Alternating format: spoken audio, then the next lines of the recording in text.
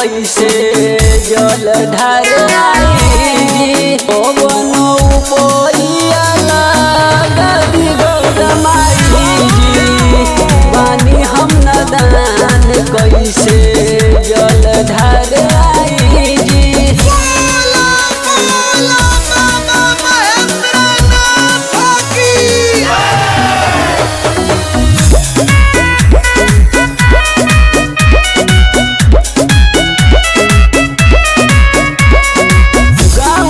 शिवलवा से घूम के हम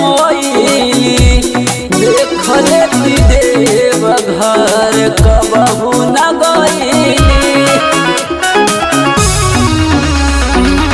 गाँव के शिवलवा से घूम के हम देख लेती देव घर कबहू न गईली सुनले बानी पर जाई जी बानी हम नदान कैसे जल ढार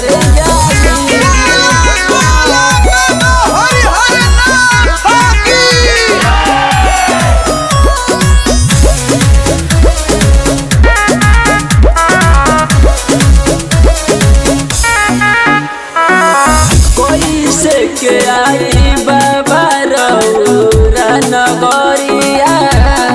गौतम तूफान जाले बनी के कवरिया कैसे के आई बाबा रौरा नगरिया गणेश विदेश जाले बनी के कवरिया डनुआ के संगे लेके जाई भाऊ जाई जी बानी हम नदान कैसे जल ढाराई जी कवनो उपैया